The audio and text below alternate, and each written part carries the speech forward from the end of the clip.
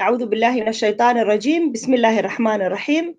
السلام عليكم ورحمة الله تعالى وبركاته دمان وانو idin soo wada dhaweynayna walaalahayaga qiimaha iyo sharafta badan ee ku xidhan programkan adkaynta qarannimada Somaliland ee had iyo jeer uu idin soo jeediyo ururka adkaynta qarannimada Somaliland Patriots Appeal in waxa caawa program aad xiiso badan ila daadahaynaya walaalahay Iid Xasan Muuse walaalkay Siciid Ibrahim Jirde in aad baan idin soo wada dhaweynaynaa programku wuxuu ku saabsan yahay caawa in sharciga in AU-da amba African Union-ka iyo Somaliland ayuu ku saabsan yahay bacdamaaba programkii amba silsilada sharciyada Somaliland iyo waxyaabaha sharciyada xeereeya madax banaanida Somaliland aynu ku guda jirno in bacdamaaba programkii ugu dambeeyay uu ku saabsanaa in United Nations-ka iyo sharciyada ku saabsan xagga madax banaanida Somaliland caawana waxaynu qaadaa dhigaynaa qodobka in ku saabsan amba qodobada sharciga ah ee ku saabsan in African Union-ka iyo siday u arkaan Somaliland iyo xiriirkooda sidoo ahaa hadaba caaw waxaan soo dhaweynayaa walaalahayga qaaliga ah Iid Xasan Muuse walaalo salaamu calaykum adiga iyo walaalkay Siciid Ibrahim Jirdaba عليكم السلام ورحمة الله وبركاته. in walaalo caawa programkeenu wuxuu daaran yahay in African Union-ka iyo xiriirka iyo magaranaysa sharciyada ku saabsan inagu saabsan inagu hadaynu nahay Somaliland in marka walaalayaal horta aad u soo dhawaada aad ba mahadsantihiin هذا مدن منا waanu dhownahay aad baan u salaamaynaa dadweynaha daawanaya reer Somaliland waxaan rajeynayaa inaynu qodobka AU-da iyo Somaliland aynu inta karaankeena insha Allah ku iftiimino xeerarka AU-da iyo siday u saameynayaan dalkeena Somaliland iyo xiriirka ay historically iyo imikaba ay leeyihiin amba yeelan karaan amba yeesheen marka daawasho wacan baan leeyahay dadweynahayna daawanaya insha Allah waana wada salaamaya assalaamu calaykum waraxmatullaahi wabarakaatuh ma sha Allah soo dhaw walaal adiguna Siciidow aad baad mahadsantahay muna dadka inagala xiriiraya barnaamijkan inagala socdaan aad baan ugu mahadcelinayaa waxaan leeyahay habeen wanaagsan baan leeyahay barnaamijkeena sidaa sheegtay waa arrinka ku saabsan midowga Afrika iyo Somaliland waxaan ka leenahay marka waxaan leenahay barnaamij wanaagsan Ilaahay ha ka dhigo oo dadkuna ku fahmaan waxaan wadnaa inaan dadka u tilmaano waxyaabo badan oo ka qarsoon xagga sharciyada ah iyo barnaamijyada siyaasadeed ka jira midowga Afrika iyo geeska Afrikaba marka waad ku mahadsantahay mun arrinka waad mahadsantahay walaal haddii walaalaynu ku bilowno horta kolka hore in African Union-ku muxuu yahay in goorma la asaasay maxaa loo asaasay haddii aynu horta su'aasha walaal ku bilowno idinkoo mahadsan in waxa walaal matalan ba in walaalkay Siciid haddaad adigu su'aasha ku horreysid in jawaabteeda African Union walaal maxaa loo asaasay goorma la asaasay bal wax yaro taariikha naga sii adoo mahadsan walaalo si wanaagsan weeyaan bismillaah wasalaatu wasalaamu calaa rasuulillah African Union waxa la asaasay 63kii ayay ahayd asaaskeedii hore waxaana jira ururada caalamiga ah urur goboleedyada caalamiga ah horta marka hore waxa ku dhiseen charterka UN-ka oo Charters of the United Nations ay ku dhiseen marka hore ama ha noqdo midowga Afrika ama ha noqdo midowga Europe adoo urur goboleed kasto adduunka ka jira horta marka hore waxa ku dhisan yahay charterka UN-ka marka midowga Afrika waxaan doonaynaa inay dadka fahansiino inay ku dhisan tahay charterka United Nations oo aan ahayn wax urur inta Afrika inta isku yimaadeen iska dhisan marka taa waxaan rabnaa inay dadkeenu inala fahmaan marka midowga Afrika urur isku yimaado iska dhisan ma wuxuu ku dhisan yahay charterka UN-ka marka hore 63kii baa la asaasay waxyaabihii loo asaasayna waxay ahayd inta hore waxay ka siman yihiin UN-ka qodobada hore oo dhan marka inay Afrika inay xorowdo ayaa kow ka ahayd dalalkii markaa mustacmarada ku sii jiray labo waxa ka mid ah in Afrika ay horumar gaadho in la isku furo Afrika in ay wadaagaan dhaqaalaha marka barnaamijyada horta loo aasaasay kuwaasay ahaayeen waxaana aad yani markaa topiga saarnaayo miiska saarnaa waxay ahayd in afrika qaadato xorriyad oo dowladii afrikaanka markaa mustacmaradu gacanta ku haysay inay markaa la xoreeyo oo laga saaro mustacmaradii waa waxyaabihii loo aasaasay bay ahayd taas koowaad bay ahayd talabaadna waxay ahayd inay afrika isku furanto oo ay noqoto dalal isku furan oo wada shaqeyn leh dhaqaalahoodana inay hore u mariyaan marka ujeedooyinkii loo aasaasay kuwaasay ahayn laakiin waa urur goboleed hoos yimaada UN-ka oo markii la aasaasay waxa lagu aasaasay charterka UN-ka haddaan charterka UN-ka lagu aasaasin ma jirayaan marka sharciga UN-ka ayaa ogolaanshiyaha aasaaska marka hore midowga Afrika lahaa marka saasay asaaskeedu horta uu ku yimid in dalalka Afrikaanka lagu xoreeyo in Afrika la isku furo dhaqaalaha iyo maxaan ku raadayay amniga iyo barnaamijyadaas inay ka wada shaqeeyaan baahan waliba marka ta aan soo sheegay wuxuu udub dhaxaad ku ahaa inay Afrika ka baxdo gumaysiga marka ay ku jirto aad loogu ciid qabay in la iska saaro mustacmaradeed waan gartay ma sha Allah walaal iidow adiguna wax ma ku daraysaa su'aashaada mahadsan maaragtay sababihii iyo duruufihii iyo xilligii maaragtay la asaasay African Union-ka inta ma jeceshay walaalina wax ku darteedo mahadsan kulli horta inta uu tilmaamay walaalkeen Saciid sababaha waa inta weeyaan African Union-ka iyo Somaliland meel bay iska shabahaano Somaliland 1960kii qarannimadeeni waxaynu ku luminay emotions ayaynu ku luminay bay ahayd oo yani oo aan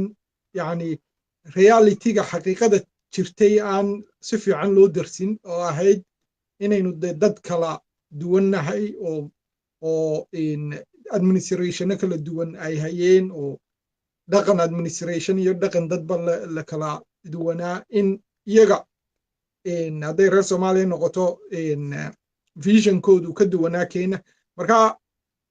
emotionska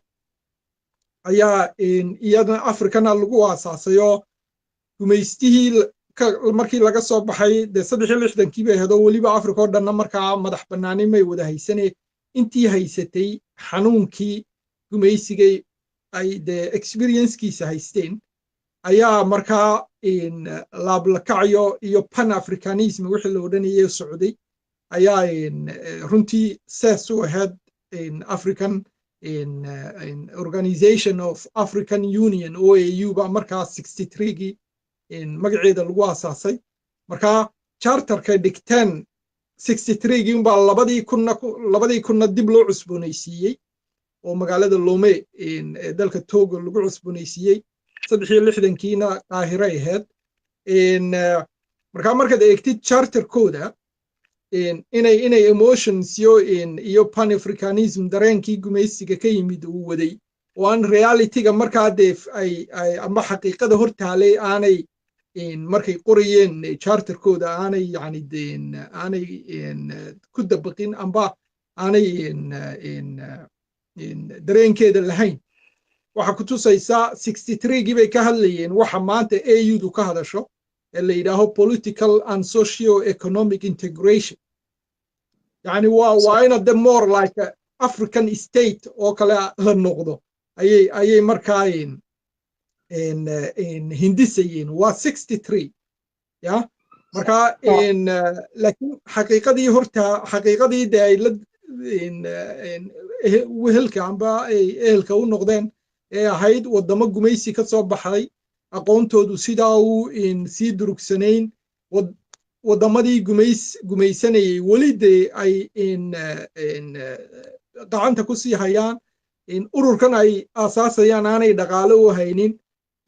ayaa runtii ay dee face gareeyeen amba ay markiiba la kulmeen sidoo kale emotionska waxa u dheeraa aasaaska saldhigga OAU African Organization of African Union oo magacii markii hore siduu ahaa baan sheegayay cabsi aad ay uga qabaan in dhaqankii uu kaga tegay gumaystuhu dhaqankaasi muxuu ahaa waa waxaan conceptkan la yidhaaho nation state yacni dowladihii uu sameeyey gumaystuhu inay burburaan oo markaa meel aanay de aanay saadaalin karin natiijadeeda amba cawaaqibkeeda inay dib ugu dhacaan ayay cabsiduna taabay ahayd waana sababta charterka article number 4 OAU charterka ay ugu dareen firqadiisa labaad in yacni la respect gareeyo waa respect of borders existing on independence on achievement of independence يعني in la ixtiraamo xuduudaha la haysto markaa independence-ka gobonimada amba madax bannaanida laga qaatay wadamadii reer galbeedka ee Afrika gumaysanayay markaa taasi waxay ku tusaysaa walaacay ka qabeen in stateyada ka soo emerge gareeyay amba ka soo baxay gumaysigii Afrika inay burburaan in xadadka dib loo jeexo ayaa iyaduna qodobka labaad ee runtii aasaaska u ahaa OAU-ga isku imaatinkeedii asaaskeeda ahayd marka labadaa qodob baan anigu aan yani isleeya lagu aasaasay baqdin ay ka baqanayeen in borderska uu ka tegey colonial powerku dib loo jeexo calaamad su'aal la saaro dagaalo badan markaa ka dhacaan iyo dareenkii xanuunkii gumaystaha ka yimid ee ahaa dad isku dareen oo la gumaystay oo markaa isweeshanayay oo isgarabsanayay oo garab isbidayay oo weheldaydayay ayuu ahaa OAU-du habkii uu ku aasaasmay waa si fiican walaal maasha allah waa mahadsantihiin haddii markaa aynu xidhiirkii republic Somali Republic-tii iyo African Union-ka aynu ma garanaysaa wax ka yara taataabano sidee buu ekaa walaal xidhiirka African Union-ka iyo dowladdii Soomaaliya ee la odhan jiray Somali Republic walaalayaal haddii aad matalan ba'iido adigu walaal ku horreysid fadlan horta Somali Republic dalkii la odhanayay ee markaa ka koobnaa Somaliland iyo Soomaaliya waynu ognaho constitutionkiisa wuxuu ku darsaday oo sharci uu ka dhigtay in dalalka amba deegaanada Soomaalidu degan tahay oo dhani ay part ka yihiin dalkii Somali Republic la odhanayay sidaa daraaddeed 1963 markii OAU-da la aasaasayey sidaan imika hore u soo sheegay seesba waxa uu ahaa OAU-da oo qodobka labada tiirka koobaad ka labaad waxa ahaa in ay cabsi ka qabeen in xuduudihii gumaystuhu uga tegey dib u furfurmaan oo cawaaqib xuma halkaa ka dhalato markaa waa sababta ay markaa ugu dareen OAU-du article number 4 firqadiisa labaad in la ixtiraamo oo la ayido xuduudihii gumaystu ka tegey markaa waxa isqaban waayey Somali Republic oo sheeganaysay deegaanada iyo dalalka Soomaalidu degan tahay oo dhan oo constitutionally u sheeganaysay iyo OAU-diyo leh hal la ixtiraamo oo hal la ayido xuduudaha uu gumaystihii ka tegey sidaa daraaddeed way qaadacday 1963gii the Somali Republic dalkii la odhanayay Somaliland iyo Soomaaliya ay midowga ku ahaayeen sababtay u qaadacdayna waa qodobka afraad firqadiisa labaad ee sheegaysa in la ixtiraamo la ayido xuduudaha gumaystuhu ka tegey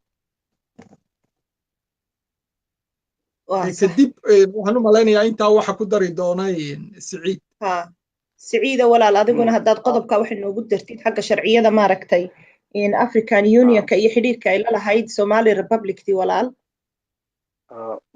أرتبط سعيد شيء قضب كا article 4 في القديس B أيه سومالي وصارت reject ويرادين أرنكاسي أنا كنا ما خسيو وايو حدوده إن السيدو دي هذا با أيوة عدينا يا قضب قاسمي وأفريقنا يعني ولاسك badan ee uu sidoo sheegay yani culayska waxa loo saaray in xuduudu Saudi ahaadaan markaa Soomaaliya markaa shirka way ka baxday wuxuu ahaa Qaahiro ah shirkaasi 63kii laakiin waxa la yiri keena wax cad oo aad ku diideysaan ama sharciyad aad ku diideysaan qodobka keena markaa runtii dawladda Soomaaliya oo Somali Republic markii la isla qaatay maadaama sharci noqon weeyday haddii sharci noqon lahayd African Unionku way si kala loo dhigi lahaa arrinka markaa maadaama Soomaaliya iyadu lafteediiba sharciyadu haysanin midnimadii Somaliland iyo Soomaaliya oo waxa la Somali Republic oo sharciyowday aanay jirin waxa ku yimid ducufnimo ku yimid dawladdii Soomaaliya oo wax ay iskaga caabiso midowga Afrika ayay u weeyday horta markaa way ka baxeen shirkii iyagoo qodobka diidan cadeena way waayeen ay ama waxay ku cadeysanayaan inay Somaliland iyo Soomaaliya colonial borderskoodi wax ka bedelmeen waayo waxa laga rabay inay cadeeyaan in Somaliland iyo Soomaaliya colonial borderskoodi isku xirmay oo ay noqdeen Somali Republic marka dalama hayo waxa la yiraahdo Somali Republic oo sharci noqotay marka halka waxa ku banjaray Soomaaliya qorshihii ay wax ku diiday cadeynteedii way raacin kari weeday markii la yiraahdo maxaad ku diideen way ka jawaabi kari weeday dawladda Soomaaliya waqtiga joogtay marka sidaas oo arrinkaas ku hakaday 64kii 1967kii 4 sanadood ka bacdi waxa ka dhacday Soomaaliya doorasho ka dhacday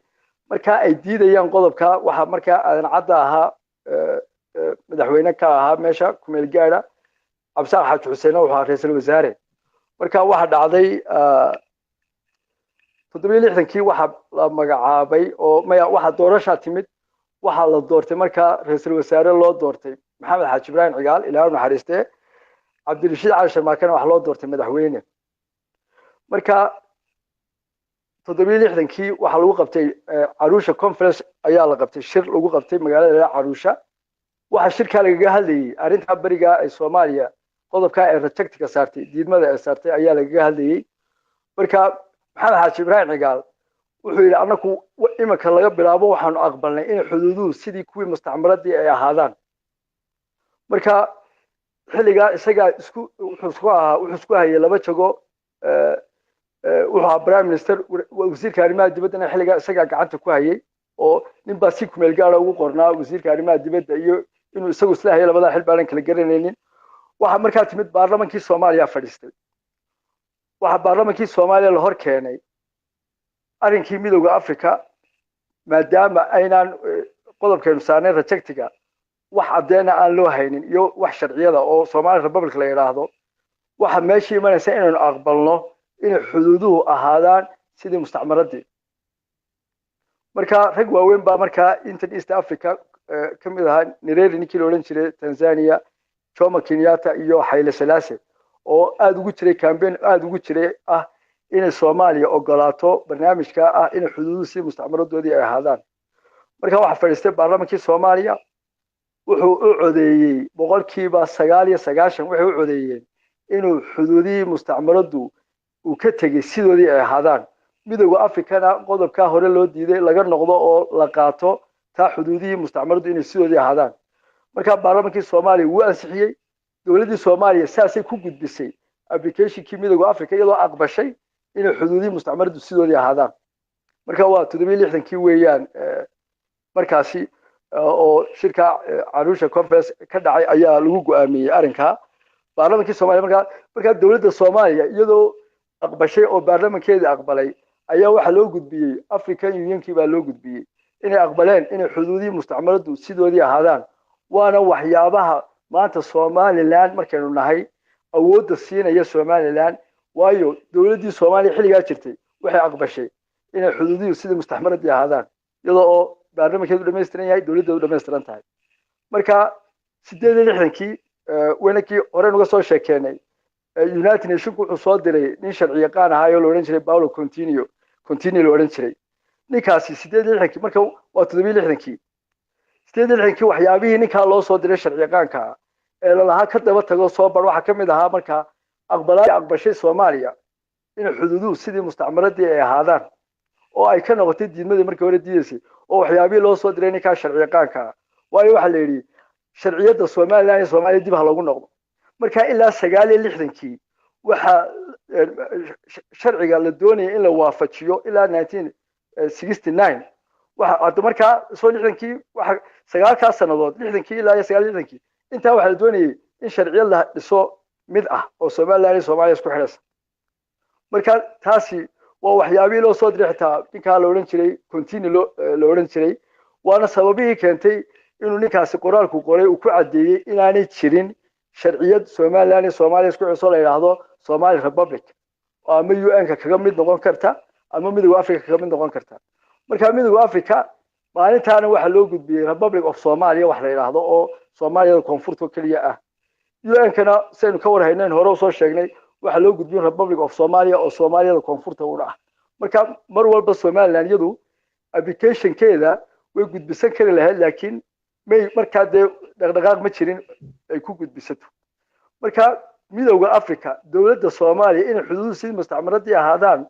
waxay u aqbashay 67kii qaab sharcina way ku aqbashay saasayna markaa Somaliland iyo Soomaaliya ay ku kala furmeen marka Jomo Kenyatta oo daahayo xanuunsanayay ayaa yiri waarikiciya waxa inoo yimid nin dhalinyara oo aad iyo aad u aqli miran ah marka isagoo amaanaya Ilaahay naxariistay Maxamed Xaaji Ibrahim Cigaal oo ku amaanaya arinka marka Jomo Kenyatta waxyaabo aad buu ugu hambaliyay marka way isbedeshay marka siyaasadii Geeska Afrika xagga Ethiopia markay noqoto iyo xagga Kenya ba waayo xuduudii sidoodii ahaadaan ba marka dawladda Soomaaliya ay gudbisay marka waa waxyaabaha keenay dawladda Soomaaliya markay sharciyadu weeyay inay aqbasho ay qasab ku noqotay inay aqbasho in xuduudii sidii mustacmaradii ahaadaan qasab bay ku noqotay markay sharci ay weeyay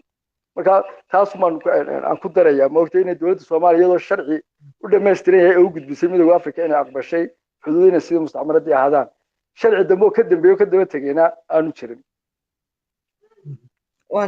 hadan yar ku daro halka wanaag hawlan waxa horta markaynu ka hadlayno yani dadkan rabaa inaan u yara jilciyo dawladda Soomaaliya aanu leenahay waa markaasi waayo waqtigii waxaynu ka hadlaynaa taariikhda waqtiga hore waa the Somali Republic ayaynu ka hadlaynaa Somali Republic la ratify gareyn amba la sharciyeyn waayo reer Somaliland Somali Republic bay wahayd sababaha yani ay Somali Republic u ogolaatay OAU-da inay membership-keeda yani ay uu baarlamanka markaa ugu qanciyay Maxamed Xaaji Ibrahim Cigaal Ilaahay naxariiste waxa sababuhu waxay ahaayeen sidaan aanu isleeyahay marka dib taariikhda u eegto pressure weyn ayaa Somali Republic saarnaa oo lobby weyn ay ku qaadeen Haile Selassie Jomo Kenyatta oo markaa ka cabsi qabay waddankan constitution-kiisa ku darsaday dhul dalalkooda ka mida taasi waxay abuurtay in yani isolation dalkii Somali Republic xagga Afrika marka la sheegayo uu kaga dhaco Maxamed Xaaji Ibrahim Cigaalna markuu ra'iisul wasaare noqday tallaabooyinkii ugu horreysay u qaaday waxay ahayd inuu isolation-ka uu maxay ahaday isgareeyo oo markaa rapprochement waxaan diplomatic termka lagu yidhaaho yani isu soo dhowaanshe ayuu ka abuuray horta to start with Kenya waa ka siduu Saciid sheegayo Jomo Kenyatta aad buu runtii move-ka markaa ra'iisul wasaaraha Somali Republic oo ahaa Cigaal uu u soo dhaweeyey adduun weynuhuna runtii ugu hambaliyeeyey markaa tensionka jiray ayaa runtii laga cabsi qabay dalkan constitution-kiisa ku darsaday dalalkan jaarkiisa dhul ka mida inay qayb ka yihiin dabcan tension baa jiraya tension aan yarayn oo waa kii 64kii dagaaladu ay dhaceen marka Maxamed Xaaji Ibrahim Cigaal fikirkiisu wuxuu ahaa yaanaynu dagaal iyo xoog ku daydayne diplomacy aynu ku raadino wixii xaqeynaynu raadinayno marka aqbalaad iyo facts xaqiiqada taalla oo ay garteen oo ahaa isolationka inay iska ka baxaan ayaa Somali Republic dalkii loo odhanayay markaa Somaliland iyo Soomaaliya ahaa uu ku aqbalay membership-ka uu ku dalbaday oo AU-du ku aqbalay markaa article number 4 in maxaa la yidhaahay farqadiisa b amba labaad markaa intaa unbaa runtii si yar faahfaahin ah ku dari lahaa waa si fiican walaal haddii aynu matalanba ma garanaysaan arrintan iminka waxaynu ka hadalnay African Unionka samayskiisii amba asaaskiisii iyo weliba xidhiidhkii iyo wixii soo kala maray Republic of amba Somali Republic oo ka koobnaa markaa Somaliland iyo Soomaaliya oo isku darsantay xilliga kabacdi Somaliland waa tii madax bannaanideedii la soo noqotay markay madax bannaanideedii la soo noqotay xidhiidhka aynu la yeelanay maaragtay African Unionka matalan ba African Union iyo Somaliland shalay iyo maanta maxay tahay shalay waxaan ka wadaa 1991 laga soo bilaabo markii madax bannaanidii Somaliland ay la soo ceshatay ay la soo noqotay ilaa maalinka maanta ah xidhiidhka maaragtay African Unionka aynu la leenahay amba sida inoo arkaan amba calaaqaadka naga dhaxeeya sidee bay u egyihiin walaalayaal idinkoo mahadsan سعيدة وهذا ذوك الرئيس ولا الفضل ها ولا الإيد وفضلا ولا سودا وها waxaan kadib markii horta madax bannaanida ay Somaliland la soo noqotay sanadihii ugu horeeyay de horta innagaaba iska kacakufaynay oo xidhiidh lala sameeyey OAU-du ma jirin OAU-duna sideedabana runtii waa organizationka aynu ka soo sheekeynay oon powerkiisu aanu badnayn bay ahayd oo isaga laftigiisii dalal badan oo waaweynay ay regime change uu ka dhacay oo sida Ethiopia oo kaloo jaar aynu nahay waqtigii Somaliland dhalatay amba dib u dhalatay madax bannaanida dib ula soo noqonay ayaa Ethiopiana maanta Ethiopiadan jirta maanta ay iyada laftigeedu dhalatay dalal kaloo Afrikaan oo badan baa iyaguna tensionsyo iyo dagaalo ka jireen markii xaaladdu kala degtay Ethiopia salka dhigtay OAU-dii xitaa 2000 markay gaadhay waxay magacii waa ku bedelay oo African Union bay la baxeen iyagoo the same charter dabcan isticmaalaya oo dib u wada ratify gareeyay amba u wada ansixiyey waxay la bilowmatay markaa AU-da cusube hawadii amba waqtigii dagaalkii qaboobaa dhammaadkiisii burburkii midowgii Soviet barigii Africa iyo Balkan Stateskii oo runtii dowlado cusubi adduunkii ku soo biireen African Union weli dhaqankeedii ilaa maanta may bedelin bay ahayd waqtigaas oo cabsidii ay ka qabtay in dib loo jeexo xuduudaha Africa laakiin xaqiiqooyin ay South Sudan iyo Eritrea ka mid yihiin ayaa ku dhaliyey inay dib u fikirto sidoo kale wadamo waaweyn oo cusub oo ku soo biiray oo South Africa ka mid ahayd 1994 markii apartheidkii uu ka dhammaaday South Africa ayaa runtii influence ama saameyn ku yeeshay ururkii midowga Africa oo markaa iyo scholarskii cusbaaye Africa oo markaa isweydiinaya oo waxaan self determination la yidhaaho in AU-du ay hoos u eegto oo xuduudaha iyagu legitimateka ah at least kuwooda yacni charterka AU-da waafaqaya kuwii gumaystaha ah inaan la dheelsan amba indhaha laga laalin taasi waxay keentay in African Unionka ka hor intaanay soo dirin fact finding missionkii 2005 Somaliland African Unionka u soo diray in horta South Africa 2003 bishii afraad wasaaraddeeda arrimaha dibaddu wax legal opinion la yidhaaho Somaliland ka soo saartay yacni aragti sharciyeed dalka Somaliland bay dalka South Africa 2003 bishii afraad 23keedii uu ka soo saaray aragti sharcidaas amba legal opinion ka ay South Africa ka soo saartay Somaliland wuxuu ahaa conclusionkeedu wuxuu ahaa in Somaliland dowladnimadeedu tahay legitimate yani ay tahay mid xalaala oo aan ahayn mid yani xaq daro amba sharci daro ku dhisan taasi waxay influence garaysay in wadamo badan oo Afrikaano sympathy badan amba in aragti wanaagsan oo inay Somaliland ka qaataan ku dhalisay oo dalalka Senegal, Algeria, Burundi, Rwanda iyo Ethiopia iyadu markeedii horeba xidhiidh runtii dowladnimo inala lahayd oo safiirba uu joogay in istaghfirullah markaa 2003 safiirba uu joogay 2002 buu yimid in ayaa markaa waxa dhacday in AU-diina kadib markii in Marwa Adna Aadan laga dhigay wasiirka arrimaha dibadda in pressure-ka amba movement-ka in bilowmaya cusba ay Adna Aadanna ka faa'iideysay oo runtii lobbiga sii waday in wadamo badan oo Afrikaana tagtay kadib gabagabadii waxa dhacday 2005 in AU-du ay u soo dirto markaa wafdi xaqiiqa raadisa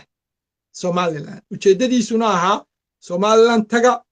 xaqiiqda jirta soo eega markaa sharciyan way sharciyada Somaliland way ogiin oo way la socdaan bal dhulka horta the reality the facts on the grounds in Somaliland yani xaqiiqada taala horta soo ogaada markaa wafdi culus runtii oo gudoomiye ku xigeenka ninkii ahaa waqtiga uu hogaaminayo ayaa Somaliland yimid oo koone maray ilaa Laascaanood bay tageen kadib reportka aankee la yaqaanay in AU in fact finding mission to Somaliland report ayay soo saareen taasi nasiib daro reportkaasi follow up muu yeelan dabcan AU-du waxay isku dayday managementkii amba maamulkii markaa joogay ninkii gudoomiyaha ahaa inuu hordhigo wadamadii Afrika madaxdoodii 2007 shirkii ka dhacay Gambia ayaa qorshuhu ahaa in la hordhigo madaxda Afrika laakiin runtii dowladeeni jirtay ayaa ka gaabisay sidan aanu aaminsanahay shirkii wasiirada arrimaha dibadda marka lagu soo bandhigo isagoo Addis Ababa ka dhacayo markaa uu wasiirka arrimaha dibadda imika dalkan Soomaaliya la yiraahay in federaalka Soomaaliya la yiraaho uu wasiirka arrimaha dibadda uu ahaa ninka Buuba la yiraaha waxa soo bandhigay wasiirka arrimaha dibadda ee Rwanda ayaa soo bandhigay oo in reportka laga hadlo oo lagu soo daro ajendaha madaxda shirka madaxda head of stateska waxa kacay in Soomaaliya oo Buuba madax ka ahaa in Egypt in Sudan Djibouti ayaa wadamadii veto-ga saaray inaanan laga hadal halka in lagaga hadho meeyayn runtii in lobbigu waayo wadamo badan oo inoo jilicsanaaba jiray oo Afrika oo wadamo awood leh oo sida South Africa, Senegal, Algeria laakiin waxay noqotaba nasiib daro madaxdeenu siyaasiyiinteenu ma qoraan memoirs wax la yiraaho adduunyada markay madaxdu retire garoobaan amba kursiga ka daadegaan buugaag bay qoraan ay kaga sheekaynayaan duruufihii iyo waxyaabihii soo maray waxaan jeclaan lahaa Daahir Yaale maanta inuu qori lahaa buug oo inuu markaa bal fahmi lahayn sababaha uu arrinka AU-da uu uga midho dhalin waayay fursad weyn oo hortaalay xaqiiqatan xitaa dal ka mid ah Afrika oo weyn ayaa Daahir Yaale u soo bandhigay nin madaxweyne ah Abdullahi Wade Senegal sida uu gees ninka la yiraahdo sheegay inuu lacag siiyo oo Somaliland aqoonsado laba dal oo kalena uu keeni doono taa laftigeeda lagama faa'iideysan marka meel lax walba halkay sidigtaa lagu shilinka dhigtaa lagu qalaabaa la yidhiye somaliland iyo africa xidhiidhkeeda marka laga hadlayo AU-da somaliland iyadaa AU-da ka seexatay iyadaa AU-da dayacday oo waddamadii u jilicsanaana ka jeesatay baan anigu kusoo gebagabaynayaa qodobka aan ka hadlay walaal raboortkaas ay maaragtay wafdiga xaqiiqa raadinta ee loo soo diray somaliland raboortkaasi ay magaranaysa haddaynu ku yara noqono maxay ku qoreen raboortkii haddaad noo yara faahfaahisid raboortkii waxyaabaha qodobada ugu muhiimsan ay ahayd inaynu ka faa'iidaysano maaragtay warbixintahayd ee xaqiiqadii groundka ay ku arkeen iyo shicibku siday uga go'onayd maaragtay gooni magaranaysaa madax bannaanidu xaqaa'iqtaa ay arkeen iyo weliba dee act of unionkii oo iyada laftigeeda ay xaqaa'iqii dhulka ay ku arkeen ay tii taariikhiyanta ahayd magaranaysaa xagga sharciyadda ay ku dareen inta haddaad walaa noo yara faahfaahisid raboortkaas way fiicnaan lahayd si dadkii aan arkina ina daawanaya ay uga faa'iidaystaan maaragtay reportka runtii reportku conclusionkiisu wuxuu ahaa in somaliland sidaa legal opinionkii south african aan sheegay uu dhigayey ayay reportkana ay wafdigii ay ku qoreen oo ay yidhaaheen africa maaha biafra iyo pandora box maaha somaliland maaha yacni dal gobol dal ka go'aya maaha waa dal sharciyad ku taagan madax bannaanin la soo noqday markii horena ku jiray midow illegala waayo midowga somaliland iyo soomaaliya ma la ratify garayn sida sharciyadda adduunku dhigayso kadibna dalkaynu la soo noqonayna waa dal madax bannaani qaatay 26 of June 1960 waxaynu samaynay referendum baynu samaynay waa dal xukuumad leh oo boqolkiiba 70 iyo wax ka badan xukuumaddiisu ka taliso waa dal at that time baan ka hadlaya waqtigaa reportka la qoray waa dal cilaaqaad dalal kale lale oo Ethiopia inuu trade agreement iyo security agreement la lahayn waa dal population sugan leh marka sharciyaddii dal uu ku jirayay oo dhan inay somaliland ku jirto mid reference taariikhiyana ay leedahay oo dalkaa somaliland british protectorate la odhan jiray ah oo ay waafaqsan tahay at the same timena AU charterka article number 4 xuduudihii gumaysuu ka tegey waanay markaas somaliland haddii dal ahaan AU-du u soo dhoweyso anu mar rabo inaan isticmaalo kelmadda aqoonsi waayo somaliland sharciyad bay ku taaganto sharciyaddeedaabaa aqoonsi ah marka haddii ay AU-du markaa ay soo dhoweyso qacmaha u fidiso membershipka ay ka aqbasho inaanay AU-du markaa aanay dariiq u furayn gooni ugoosodyo movementsyo ka jira africa amba gobollo raba inay dalal ka baxaan oo ay sharciyadda somaliland dal ahaan ay tahay mid valida mid sugan oo sal leh reportku intaa buu sheegayey intaabaanay ka qoreen oo ay rabeen inay waddamada membershipka ka ahee member stateskuna ay ka doodaan weliba waxay ku dareen walaal act of unionkiina ha iloobin waa ta sharciyadda act of unionkaasi lama ratify garayn union aan sharciyaysnayn ayay somaliland kula jirtay soomaaliya marka waxaasoo dhan way ka sheekeeyeen conclusionkiina waa yacni inay somaliland sharciyaddeedu dal ahaan ay kaamil tahay oo aanay ahayn gobol dal ka go'aya ayay runtii reportkaasi ahaa ilaa maanta waxaan runtii aan aad ula yaabay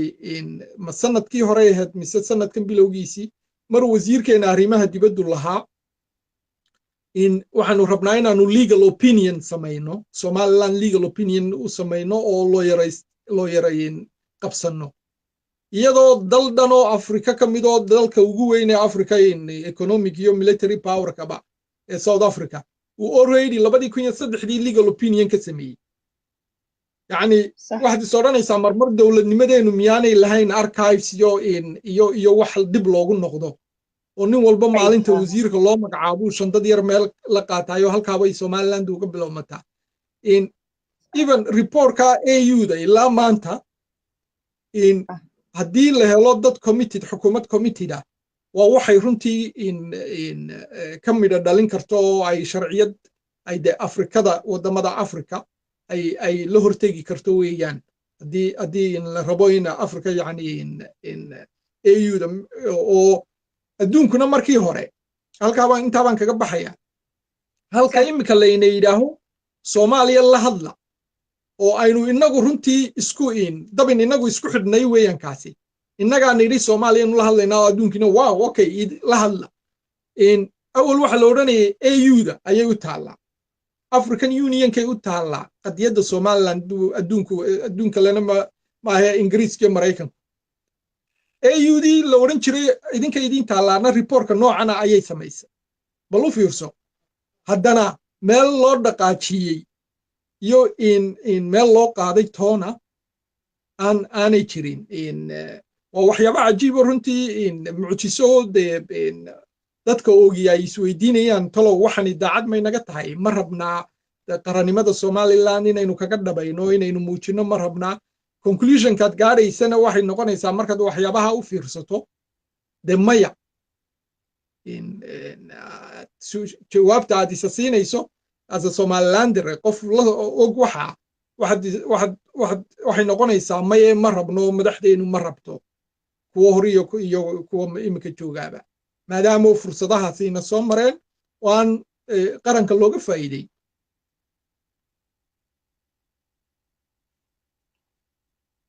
waa si fiican walaal miyaa ima maqlaysaan iida walaal soo ima maqlaysaan walaalo codka miyaa maqlaysaan صح okay kamaradaydii baa ka dhacday laakiin waxa weeyaan waynu sii wadanaynaa programka intaan ciladan hagaajinaya insha Allah siciida walaalo arrinta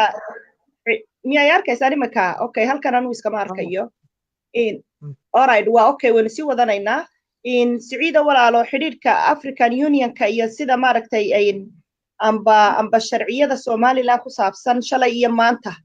maxaad walaal ka sheegi kartaa inta adigoo mahadsan maxaad inta inoogu dari kartaa walaal adoo mahadsan horta waa saxee waxa dhacday waxa jiray barnaamijyo taxano xagga sharciga oo Somaliland awood siinayay mar walba inay dowladnimadeedu banaanka tahay waxa dhacay 74 dowladdiisu afweyne xilligaa jirtay waxay go'aansatay inay dib uga noqoto inay colonial borderski ay waqtigii inay cigaal la ansixiyay inay aqbashay dowladdii inay cigaal ayaa waxay damacday dowladdii afweyne inay arrinka iyadoo sharci ahaan aan ka noqon kareynin waxna ka bedeli kareynin waxa isku dayday dowladdii afweyne inay xoog isticmaasho waa 74 waxay soo saartay barnaamij la yiraahdo wax xuduud mustacmareed la yiraahdo oo jira ma jiraan bay ay dowladdii afweyne xilliga ay soo saartay marka dagaal bay qaaday Ethiopia dagaalkii ay ku qaaday wayna wada ogeen dagaalkii 77 ka dhacay Ethiopia marka inta ka horda waxa socotay hadallo diblomaasiyadeed baa la isweydaarsanayay oo marka afweyne xilliga madaxweyne ka ahaa Soomaaliya wuxuu lahaa ma ogolin xuduud mustacmaradeed dadkeeguna ma ogola in wixii mustacmaradu dhigtay in lagu maamulo marka 74 United Nations wuxuu ka soo saaray sharci waxa loo saaray UN Law Commission 1974 waxa loo saaray markii la arkay inuu afweyne uu tafaxaydanayo inuu xoog isticmaalo ayaa loo saaray guddi sharci ah oo ka kooba UN ka socda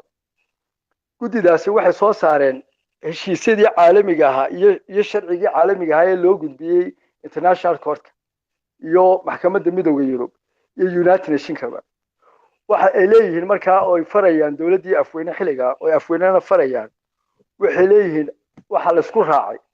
in xuduuduhu ahaadaan kuwii mustacmaradii waxa ka soo baxay sharciyada caynkaasa waxa ka soo baxay qoraalada caynkaasa waxa loo gudbiyay maxkamadda caalamiga marka inuu adduunku qaab sharciyeed arinkii ka dhigay oo adduunyada dhan isku raaceen ayaa horta 1974 ka soo baxday marka waxa culays lagu saaray mustacmar xuduudii mustacmaradii oo doonayay inuu afweyna ka saaro maalinta ka saaro meesha inaanay ahayn wax laga aqbali karayo oo qaab sharci ay ku fadhido dawladda Soomaaliya ay aqoonsato ay qasab ku tahay inay aqoonsato inay aqbasho xuduudii mustacmaradii inay sideedii ay ahaato marka afweyne wuxuu ka dagaalamay diiday maadaama baarlamaanka Soomaaliya ansixiyo sharci ka dhigay inay u gudbiyeen midowga Afrika wuxuu doonayay inuu ka daba tago qaabku uga daba tagi lahaa sharci kaga mu daba tagi kareen laakiin wuxuu sidii waxaad kaga daba tagtaa awoodo baabiyo buu sidii marka waxaan la wada soconaa dagaalkii dhacay 77kii Soomaaliya ee ku qaaday dawladda Itoobiya waxa lagu doonayay dhul Soomaaliyeed waynu ognahay in Soomaaliya dawladda bariga xoog ahayd afweyne ahayd inay Itoobiya gudaha u gashay oo ay jigjiga dhaaftay oo ay qabatay Itoobiya intii Soomaalidu deganeed intay dhaaftay bay gudihii Itoobiya gashay waliba waxaan la wada soconaa in tiyon la jabinin ciidankii waqtiga dawladda afweyne tiyon la jabinin ama aan Itoobiya naga xog roonaanin innaka oo Soomaalida oo ay qasab ku tahay iyagoo lugeynaya duur cad inay ka soo dareereen Itoobiya oo ay soo dareereen maxay kaliya afweyne in la hordhigay wax la yiraahdo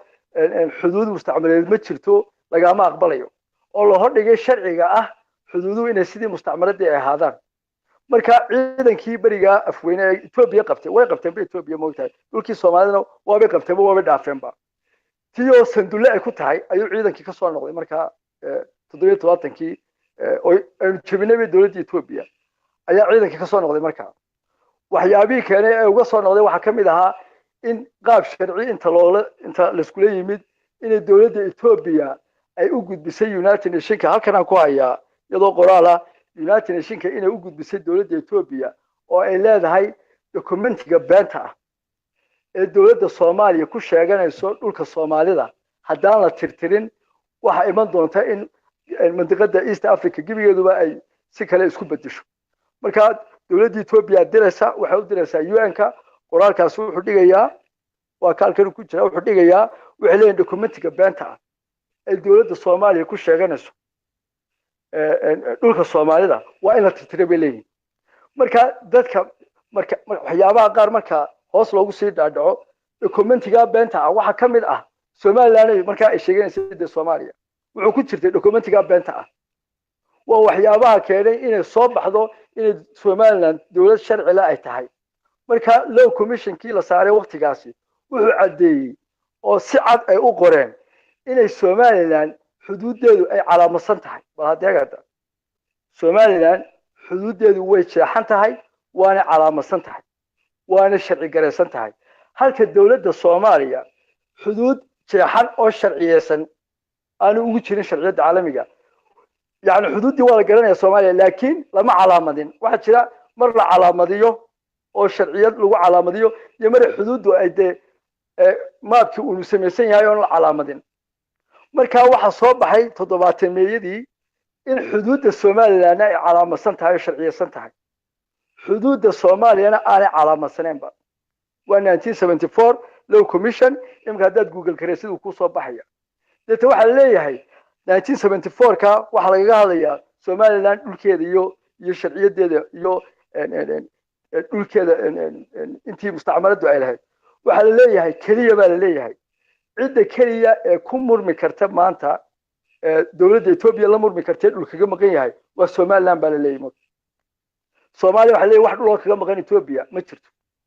laakiin Soomaaliland dhul baa kaga maqan baa la leeyahay waxa ka maqan baa la leeyahay Howard Reserve Area oo Ingiriisku uu ahaa wax uu isagu khaladaad ku sameeyay oo Soomaaliland Howard Reserve Area maabka mustacmaradii ku jirta colonial borderska Howard Reserve Area waa kamid halka waxaan doonaynaa inaan dadka u saxno oo dadka u cadeeno marka colonial borderskii Soomaaliya ee waxaan jeedaa Soomaaliland waxa ka soo baxday cidda Itoobiya murmi karaan waa Soomaaliland oo kaliya ku qoran reportkaas haddii aad tahay dowladda Soomaaliya adigu muranba idima yaalla Ethiopia waa dhul idinka dhaxeeya ma jiro waxay leeyihiin markaa reportka ku qoran how the safe area oo dowladda Ingiriisku qaab sharci darro oo khalad ah ay ku siisay Ethiopia ayay Somaliland iyo Ethiopia ay ku murmi karaan hadda Somaliland iyo Ethiopia la qoraya waa 1974 waxa weeye UN Law Commission marka waxa cadaatay oo soo baxday marka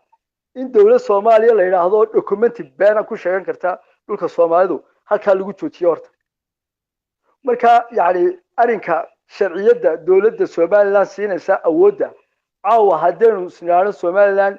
midowga Afrika barnaamijkeeda iyo dowladnimada Soomaaliya laga cadeeyo waxa koow oo feelkan soo saarayna ka koow ah ka 17 ee UN-ku ku cadeeyay inay Somaliland dhulkeeda iyo territory-geedu uu yahay dhul calaamadsan oo sharciyeysan xuduudeedu Soomaaliyana wax calaamada aan lahayn ma jeexnaba Soomaaliya dhulkeedu waayo imika Kenya muranka xadka xagga badda waraalkii aan hayno waxa ku qoran dowladda Kenya waxa ku doonaysaa in imika la calaamadiyo oo la jeexo marka Somaliland xuduudeeda Ethiopia iyo kan Soomaaliya dhexmara iyo ka Djibouti dhexmara Somaliland dhulkeedii xuduudeedu way sharciyeysan yihiin waana calaamadsan yihiin marka horta 1974 waxa soo baxday muranka sharciyadeed Hayle Selassie marka culays fara badan buu ku saaray UN-ka iyo marka cidii ay khusaysan arrimahaasi marka waxa banaanka loo tuuray waa mar labaad hadda waxa banaanka loo tuuray waxa la yiraahdo Soomaaliya oo xadkooduna mid yahay Ethiopia wax ku leh waxa Ethiopia kaliya wax ku yeelan karta Somaliland oo muran ka dhaxan kara wax Soomaaliya ay muran ka dhaxan kara Ethiopia ma jirto marka horta arinka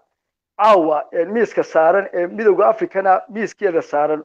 waxa weeye waxa fiican moogtay inaan ka soo sheekeyno taariikhda taxanaha ee midowga Afrika la soo maray iyo Somaliland iyo Soomaaliya marka sidaas horta loo cadeeyay arinka Somaliland oo Afrika 20 saasa loogu cadeeyay 77kiina Hayle Selassie waa kan dowladda Ethiopia mingiista markaa joogay waa kan qoraya ee leeyihiin dowladda Soomaaliya documentiga beenta ay ku sheegayso dhulka Soomaalida ha ka tanaasusho ha tirtirto marka waxyaabii keenay inuu ciidankii dowladda Soomaaliya ay ka soo noqotay Ethiopia iyadoo la jabinin waxa kamid ahaa sharciga loo soo saaray ayaa kamid ahaa koow ka ahaa labo waxa kaloo meesha ka baxday marka dowladdii afweyne istiri maadaama aad ku gudbiseen 1976kii 76kii inaad aqbasheen colonial borderskii imika xoog ku doon ay sidaadeena mar labaad waxa jabiyay oo meesha ka saaray oo waliba si ka adag ka sharciyad kaga adag oo yaani waqtiga ka soo baxdo kaga adag ma bay jirin waqtiga dowladda Soomaaliya xilliga moogta marka dowladda Soomaaliya halkaas la dhigay dowladda Soomaaliya waxay soo baxday 77kii inay xuduudeeda iyo sharciyadeedii dowladnimo ay dhisan yihiin oo waliba ay iyadu calaamadsan tahay xuduudeedu marka horta xuduudda midowga Afrika iyo ama charterka midowga Afrika waxa sii xoojiyay taa United Nations ee uu ku cadeynayo in xuduuduhu sidoodii ay ahaadaan oo sidii mustacmaradii ahaadaan qodobka article 4 ee uu sheegayo waxa sii xoojiyay horta qodob taa ka soo baxday UN-ka waa waxyaabaha u xoojinaya xagga sharciyada Somaliland madax banaanideeda iyo inay dhulkeedii dowladnimadeedu ay sideedii ahaadaan qaabka sharci marka loo eego marka 77kiina Somaliland mar labaad bay halka ka soo shaabaxday waxaana meesha laga laalay oo la tuuray waxa la yiraahdo Soomaaliya oo Ethiopia muran dhuleed ka badhaxayaba marka taas iyadu waa taa waxaan u imanaynaa marka sagaashameeyadii baan u imanaynaa sagaashameeyadii 1998 May markii la cilaamiyay madax banaanida Somaliland in la soo noqday qodobka koowaad ee Somaliland awoodda dowlad jirto aqoonsi leh inay tahay qodobka koowaad ee sharciga adduunka oo dhan u cuskaday wuxuu ahaa ka charterka African Union article 4 paragraph B ayaa koow noqotay horta marka dowladda Somaliland si fiican oo arinkeedu cad yahay ayay uga soo baxday 1991 in markay sidaa u cilaamisayba waxa la soo saaray feelasha ay idin sheegayo ka afweyne dagaalkii 77ka lagaga saaray Ethiopia oo koow ah ka ay UN-ku ku ayideen in xuduudu sidii mustacmaradii ay ahaadaan iyo charterka midowga Afrika Union-ka ee sidiisii in loo daayay tahay horta markiiba qodobka koowaad dowladnimada Soomaaliland xoojiyay horta kaasoo ahaa oo taasi iyadu waa taa waxay noqotay wixii ka dambeeyay sagaashameeyadii waxa horta midowga Afrika lacagta siin jiray oo lacagta ugu badan bixin jirtay dowladda Liibiya marka waxaan hayaa Muammar al-Gaddafi 2007 iyo 2008 inuu iskugu yeeray waxa la yiraahdo wixii sharciyadan adduunka jiray oo lacag siiyay oo uu yiri waxaan rabnaa 2008 weeyaan waxaan kaliya rabaa buuri in laga saaro meesha qodobka midowga Afrika ku heshiiyay xuduudu inay furmaan oo la isku furo Afrika ayuu ku doodayay 2008 waxa midowga Afrika intuu dib u fadhiistay dib loo sharciyeeyo loo cusboonaysiiyay in xuduudu sidii midowgii xuduud sidii mustacmaradii lagaga tagay mustacmaradu ay sidoodii ay ahaadaan ayuu midowga Afrika mar labaad iyo mar saddexaad u cusboonaysiiyay 2008 oo markii Gaddafi ay ku diidanay yiraahdeen arinka Muammar Gaddafi wado waxa weeye arin aan meesha aan qabanaynin in xuduudaha la tirtiro oo xuduudaha Afrika isku furmaan marka mar saddexaad way ku talaabay imka hadda gashid midowga Afrika waxa ku taala in mar afraad markii la qancinayay Gaddafi la sii ayay oo sharciyadii la cusboonaysiiyay in xuduuduhu kuwii mustacmaradii ay ka tagay ay ahaadaan marka waa waxyaabaha Soomaaliland siinaysa awoodda siinaysa marka waxay noqotay Soomaaliland qaabka midowga Afrika uga faa'iideysanayso horta Soomaaliland uma baahnaba campaign inay u gasho midowga Afrika inay ka mid noqotoba waxa weeye qodobada sharciga ah ayay soo saaranaysaa maalinta diyaar u tahay anoo imka ma arko xukuumaddu diyaara in midowga Afrika ay Soomaaliland ay ka mid noqoto anoo ma arko xukuumad diyaar ah laakiin maalinta soo baxdo xukuumad u diyaara inay midowga Afrika membernimadeedu doonato campaign loo gelayo iyo loobi looga dhex ciyaarayo midowga Afrika gudihiisa horta ma jirayse qodobada sharciga ayay la soo baxaysaa waxa weeye waa colonial borderski oo UN kuna soo saaray sharci ka soo saaray midowga Afrikana dib u cusboonaysiiyeen sharciga caalamiga ku jirta marka taas waa markay rabto Soomaaliya inay midowga Afrika ka mid noqoto waxa jirta tan mid uu ka yara dhawaajiyay oo ah South Sudan iyo Eritrea horta South Sudan iyo Eritrea xuduud cusub maaha waa xuduudihii mustacmaradu ay ka tagtay waayo Eritrea waxay xuduud mustacmaradeed oo Talyaaniga ayaa goonidiisa u hayay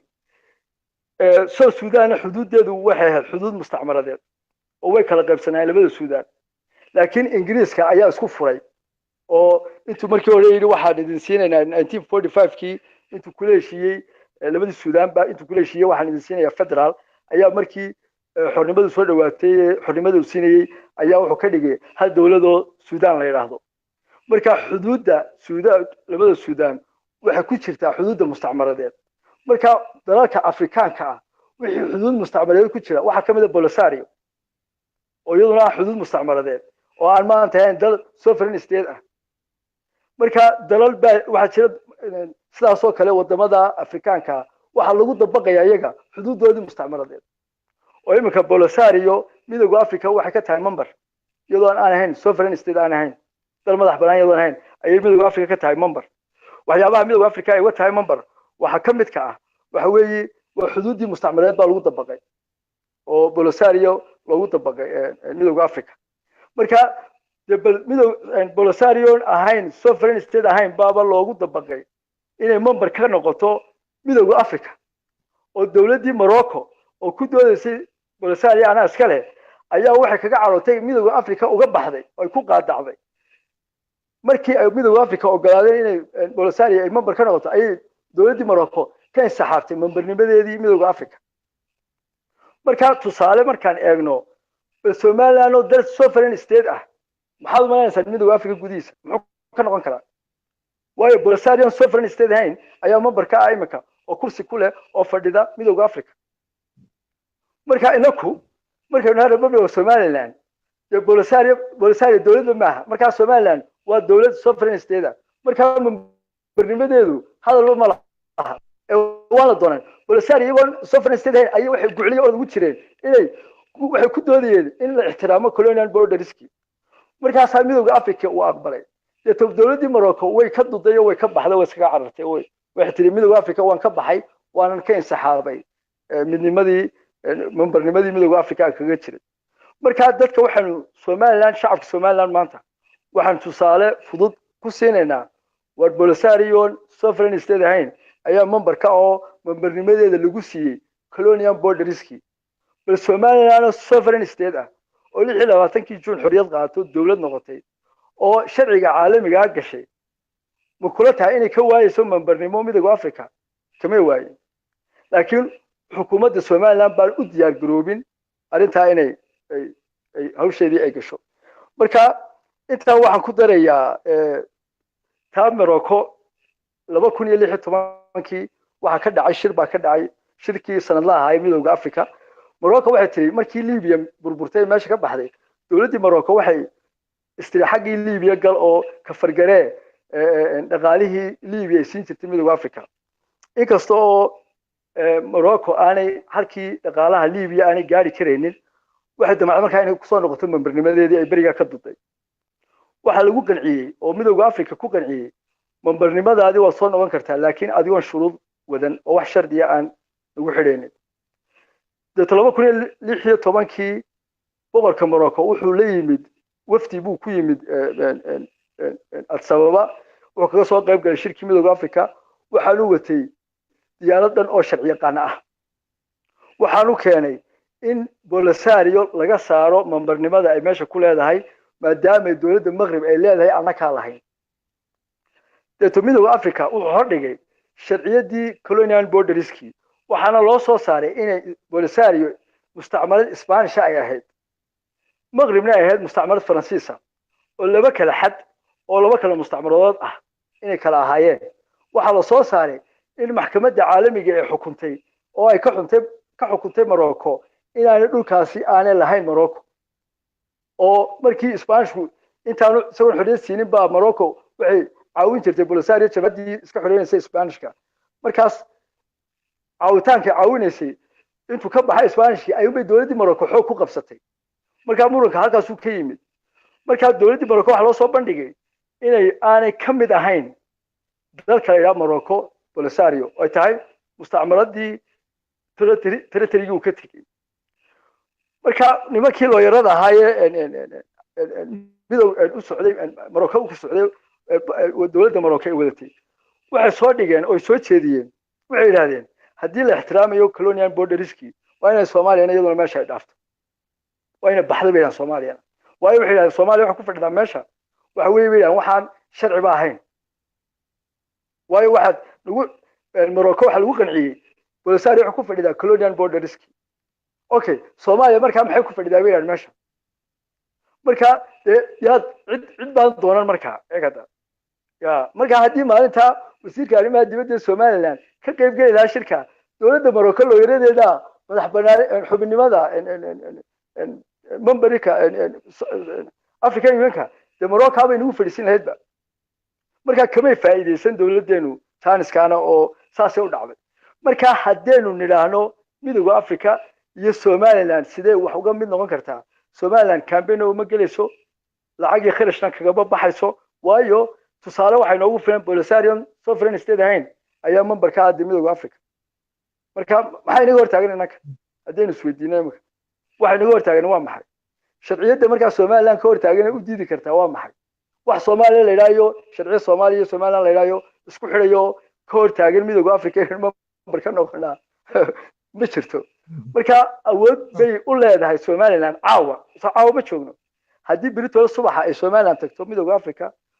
albaabka wallahi inaan laga soo celinayno waan laga dhaartay waayo de ama midowga Afrika ma jirayo qodobkan ee tuuri article 4 paragraph B oo Polisario ay ku tahay membernimada iyadoo sovereign state ahayn ama waxay noqon doontaa in qodobka loogu ixtiraamo Somaliland oo albaabada in laga furay noqon doonta marka ay dawladda Ingiriiska iyo midowga Yurubiya been bay sheegaan moogta markay yiraahdaan waxa horta ka soo dhamaysataan midowga Afrika maxaan ka dhamaysanaynaa madaxbanaan Somaliland miska saarantay waana doonane midowga Afrika wuxuu yiraahdaa igad baad ka soo dhamaysanaysaan waxa weeye haddii ay noqoto midowga Afrika waa ka ugu fudud maanta ee Somaliland madaxbanaanideeda aan taaban kareynin waxyaabaha Ethiopia iyo ciidamada Afrikaanka Somaliland u soo gali kari laayina waxa kow ka ah oo hoosta taalo mar walba waxa weeye Somaliland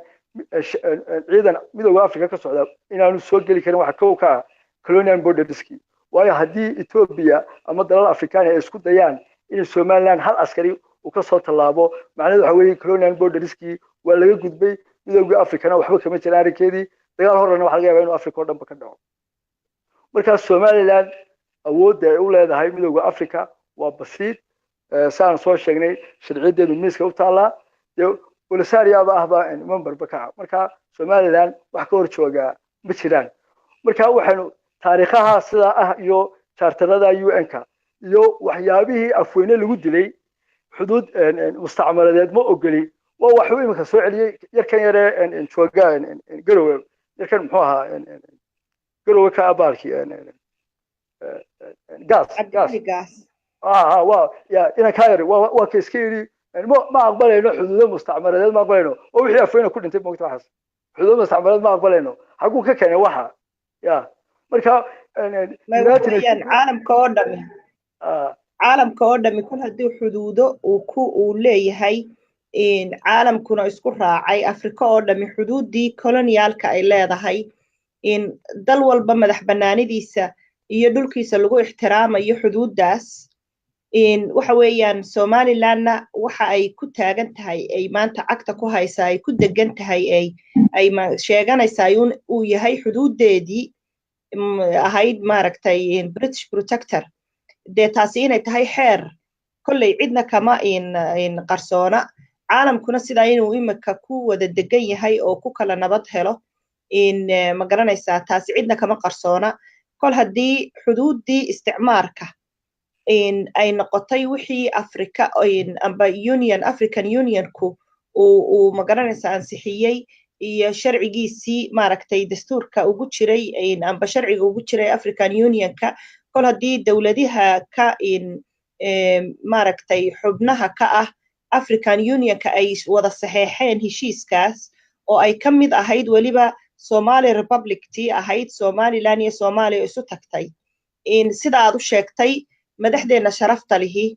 arinta hadii ay maaragtay culayska saaraan in wax inaga hor istaagaya ma jiro in taasi waa xaqiiqad weeyaan waa fact in waxa in aad garab weyn inoo siiyay amba ma garanaysaa yani kalsooni badan aynu ka heli karnaa raportkii maaragtay xaqiiqa raadintii waftigii ahaa ay inaga sameeyeen in oo ma garanaysaa qayaxayay amba cadeynayay reality-ga dhulka taala in xuduudeenu waxa ay tahay in xuduudii aynu xaq u lahaynay maaragtay British protector-ka aynu ka dhaxalay iyo in ay ma garanaysaa act of union-kii aynu Soomaaliya la galay oo ahaa invalid intaas abadee runtii ku filan Eid Xasan aw Muuse halka inaan kugu daro xagga midowga Afrika waxa laga qoray Somaliland waxa jira looyaro jira midowga Afrika u shaqeeya looyarada midowga Afrika u shaqeeya waxay qoreen qoraal sharciyeysan bay qoreen oo ay United Nations kula hadlayaan waxay leeyihiin UN-ka waxa sameynaysaa bay leeyihiin khalad sharci bay leeyihiin waxay uga digayaan UN-ku khaladka sharciga ee uu sameynayo ee beenta ee Somaliland iyo Soomaaliya uu isku xirayo inuu joojiyo waxay leeyihiin maadaama aanu hayno annaku in ay Somaliland iyo Soomaaliya ay colonial borderski mid walba ay sideedii ay tahay oo sharciyada colonial bordersku uu taa xoojinayo oo kow ka tahay labo United Nations-kana cidda idinku timid ee idinla joogtay ee tahay Republic of Somalia oo aan Somaliland kula jirin waxaanu uga digaynaa bay leeyihiin UN-ka oo waxa rabaa taas waxa rabaa inay dadku aad u maqlaan waa very important moogtahay yani midowga Afrika iska daa wixii naga hor joogsaday looyaradii midowga Afrika United Nations bay yiraahdeen waxaad ku socotaa khalad sharci ah oo midnimo been ah ayaa wada bay leeyihiin UN-ki waxay uga digeen markaa inuu joojiyo UN-ku midnimada beenta ah uu wado ee uu ka dhigayna Somaliland iyo Soomaaliya ee midka yihiin intaas habay inoo qabteen looyaradii midowga Afrika oo anagu aan hayaa moogtahay oo ay u gudbiyeen United Nations ay u gudbiyeen وسندكي waxa weeye 2000 waxa weeye 9kii waa reportka markii la qoray reportka imika ka sheekeynaysay markii la qoray waxyaabihii ka soo dhex baxay ayay kamid ahayd waa afar qaybood buu qaybsan yahay reportkaasi qayb waxa weeye taa sheegaysa xaqiiq raadinta ahaa qaybna waxa weeye qaybtii lagu waafajin lahaa sharciyada caalamiga xaqiiqadii la helay nimankii way yimaadeen Africa Union ku xaqiiq raadis bay ahayd Soomaa markii ay xaqiiqadii ay qoreen la noqdeen waxa soo baxday in la waafajiyo xaqiiqada laga soo helay Somaliland in la waafajiyo qodobada sharciga ah iyo sharciyada caalamiga ah marka waafajintii qodobada sharciga ah looyaradii ka warbixinayay yani Somaliland waafajinayay qaabka sharciyadeed ayaa ku daray inuu UN ku joojiyo khaladka sharciye beenta ay wado midnimada Somaliland iyo Soomaaliya waxba aan ka jirin waxa reportkaas qaabkii sharciye loo waafajinay Somaliland ayay ku jirtaa waa si fiican marka aynu isla wada qiraynaa waxa weeyaan in Somaliland dadaaluun ka xigo dadaal wax bilaash hadiyad qarannimadu hadiyad maaha oo cid hadiyad kugu siinayso ka odhanaysa waan ku aqoonsaday ma jirto dadaal baa Polisario kala matalan oo Siciid soo qaaday dadaal baa keenay Sahrawi Republic baa wadankooda la yiraahaa dadaal baa keenay waa determination iyo commitment qarannimo marka laga hadlayana dhandan diimeed ilaa ay kula yeelato oo sida diinta aad ugu dhegan tahay aad ugu dheganaato oo dhimasho aad ka xigsato in qarannimadaada la taabto dan markaasaa lagu arkayaa markaabaa lagula hadlayaa markaabaa lagu furayaa wada hadal dadki qofkaad hadal ka rabtaa ku joogsanaya Eritrea the same Eritrea bilaash kuma helin South Sudan xaqiiqatan halkaasi marka laga hadlayo colonial borders South Sudan colonial borders walaalmo hoos tagayso 1956kii Ingiriisku markuu siduu charterka AU dhigayo wuxuu ku leeyahay on achievement of independence South Sudan border may lahayn oo border South Sudan la yiraahdo ma jirayn oo in 56 ka hor ayaa laba autonomous region bay ahayd South Sudan oo Juba caasimad u ahayd in Khartoumna in maxaa la yiraahday qaybta kale Northka ayaa caasimad u ahayd laakiin Ingiriiska oo markaa canal Suez of canalka in raba inuu masaarida ka ka maslaxdo dantiisa halkaasi uu ka gaadho ayaa masaarida ay oo markaa u soo jeedisay waayo Sudan waxay ahayd colonial territory bay ahayd Ingiriiska iyo masaarida ayay ahayd Ingiriiska iyo masaarida wada maamulayay marka isagoo markaa boqorkii waqtigaa masar ayidaya Ingiriisku ayuu autonomous statuskii South Sudan uu ka qaaday oo markaa uu ka dhigay one unitary country oo systemkii one unitary country markaaba way haayeenoo laba dal may kala ahayn laakiin systemkii ahaa federalka ayuu ka masaxay independence-ka 56kii markuu siinayay waxa uu ku siiyey iyadoo systemkii federaalku ku jiray marka colonial border marka la sheegayo on achievement of independence South Sudan ma hoos imanayso waxay ku keentay iyadoo gobol ah ayay ku keentay haddana dadaal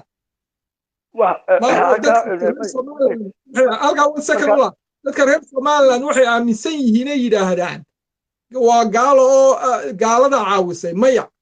adduunkoo dhan markii horeba even South Sudanisku struggle-koodu wuxuu ku saabsanaa in dib loogu soo celiyo autonomousnimadoodii ninkii la odhanayay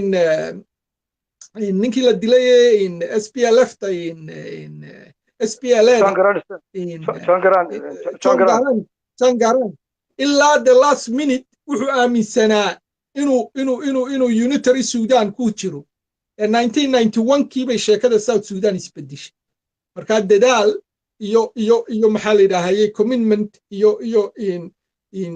soo jeedo oo loo halgamo ayay ku yimaadaan wax walba somalilandna dariiqa unbay runtii hadday noqoto au iyo hadday noqoto cid walba aan aaminsanay inay qaranimadeeda ku muujin karto waayo meesha waxa taalaa waxa weeyaan inagu qaran baynu nahay taynaga maqan waa muujintii inaynu muujinno aynu kasbano allies wadamo allies oo ayida qaranimadeena oo especially cidda dantu inaga soo gasho bal horta cidda kale haynoo dambaysabe war ciddan dantu inaga soo galaysee trade agreement hadday noqoto amba military security agreement bal kuwa horta aynu ku bilowno oo qaranimadeena ha ayidaan kuwaasi markay ayidaan dan silsilad furmatay noqonaysaa waa laystaba haysanaya laakiin waxay naga maqan weli ilaa maanta dadaalkii juhdigii commitmentkii iyo inaynu qaranimadeena u ayidno as a religion markaan ka hadlayo xuduudda mustacmaradeed halka ka bilaabmatay iidow waxa weeye 1884 haddii ay noqoto colonial borders haddii la yidhaahdo horta colonial borderskiisu halkuu ka yimid waa 1884 waa xuduudihii la jeexay 1884 wixii kale ka dambeeyey waxyaabo kaloo lagu xalxaday baa jira si aad sheegaysa imika in intii madax banaanida lagu qaatay un ay ahaato laakiin marka aad maqashid colonial border markaad maqashid iyo waxa ka rajiskareysan maxkamadda caalamiga ee yaala United Nationska ee midowga Afrika laftiisu yaala waa 1884 marka 1884 South Sudan xuduudda maanta ay leedahay meel lahayn haddaanay ku jiri lahayn taa 1884 marka waa xuduudda mustacmaradeed dhabtii waa taa 1884 kii kasoo bilaabmaysay wixii jeexay la kala dhigtay weeyaan marka taan anigu leeyahay xuduuddu waxay ku jiraan xuduud mustacmaradeed taa ay madax banaani ku qaateen maayo waa taa 1884 qoran marka cid kasta oo 1884 soo hosgelaysa oo sharciyada 1884 ku hoos jirto xuduudeedu 1884 ku jeexan tahay maanta xaq wuxuu leeyahay in dawlad noqon karto marka waa taa 1884 marka taas ayaan doonayay inaan halkan ka lahaa xuduudda mustacmaradeed bay ku jirtay wax cusub maaha waayo dal la kala goyn karaa sharciga adduunka ma jiro sharciga adduunyada hal shay ayaa jiro waxa weeye gobol dawlad ku hoos jiray oo madax banaani u halgamaya oo marka hore ahaa gobol ka xuduud ka gaar ah mar walba lahaa iyo waxaan ku hayaa dawlad qabsatay cid kale oo ku duushay oo sida Ethiopia Eritrea berigii Ethiopia xoog bay kula wareegtay moogtahay intay tiriyaan loo dhiibo oo hana gaarsiiyaan xorriyadda hadhow tolan federaal ku heshiin ama aanu kala baxno ayuun bay dawladda Ethiopia baarlamankii Eritrea kala dirtay xukuumadda Ethiopia ay soo saartuun Ethiopia Eritrea andi waa mid marka xoog bay marka ku qabsatay marka meelaha qaarka xoog lagu qabsaday sida Eritrea oo kalena waa gaar gobolada marka cayinaa ee dawladda ku hoos jirayna waa gaar sida South Sudan marka haddii la yiraahdo xuduud mustacmaradeed haddii la yiraahdo waa ka 1884 kii weeyaan Afristatic marka kaasi ku wada cad yihiin xuduud kastaaba waxay ahayd waa si fiican marka in talada caawa aynu soo jeedinaynaa in xukuumadeena sharafta loo soo jeedinaynaa waxa weeyaan in ay sifo sharciya soo maaha waxaanu idinka fahanay in aynu ka rabno xukuumadeena in hadday tahay madaxweynaha hadday tahay wasiirka arrimaha dibadda intii ku hawle amba maaragtay authority u lehba inay arrimaha legal case-ka Somaliland amba madax banaanida Somaliland oo lagu raadinayo sifada sharciga ah inay marka hawsha ay galaan oo sifada sharciga ah wuxuu raadiyaan bacdamaaba aynu nahay dal haysta maaragtay sharciyadiisii oo aynu u baahanayn inagu inaynu sharciyadeena aynu hirgelino sidaasaan walaalayaal idinka fahanay ka warrama waa siday tahay horta waa saxo waxaan meesha taala waxa weeye sidaan imanka aan hore soo sheegay Polisario oo aan ahayn sovereign state ayaa member ka ah midowga Afrika inakoo ah Republic of Somaliland oo sovereign state ah waabay nagu caabinayno dhahno waxaanu ka weyno xubinimo midowga Afrika marka intaas xukuumadda Somaliland waa fariin aan u dirayno waxaan leenahay war waxa la wax naga hor joogaa ma jiro midowga Afrika membarnimadiisa inaynu doonano ayaan baa meesha taalo oo waxa weeye waxaa loogu siiyay membarnimada Polisario Somaliland yani u ogolaanaynin membarnimadeedii inay midowga Afrika member ka noqoto inay Polisario dalbaahin baaba ayaa member ka ahayn marka qaabka sharci haddii aan wax kasta talaabo kasta Somaliland qaadayso ama dhaqaalaha noqoto ama siyaasad ha noqoto ama ha noqoto xuduud haddaanay qaab sharci u marin xukuumadda Somaliland waxa kale u maraan oo dhan waa been oo xukuma jiraan waxa la xukuumadda Somaliland oo aynu horena u soo sheegnay iminka inaan ku celinaynaa xukuumadda Somaliland waxa madaxda Somaliland war ka daaya barnaamijkan qardajeexa ah ee aan midho dhalka ah madhaleeska ah waa madhalees arrinka xukuumadda Somaliland iyo barnaamijkeedu waa barnaamij madhaleesa waxaan leenahay Somaliland waxeedu waxay ku jiraan waa qaab sharci ama ha noqoto African Union ama ha noqoto United Nations ama ha noqoto international organizationska adduunka ka jira haddaan loo marin sharciyad waxa la yaalo wax ka suurtoobaya arrinka Somaliland iyo dawladnimadeeda ma jirayso marka waxaan ku soo gabagabeynayaa anigu anoo idinku dheereeyay raalliga ahaada Somaliland iyo xukuumadeeda waxa la gudboon qaab sharci maanta wadada sharciga ay raacdo albaab laga xor joogsan karaa ama midowga Afrika ha noqoto ama ha noqoto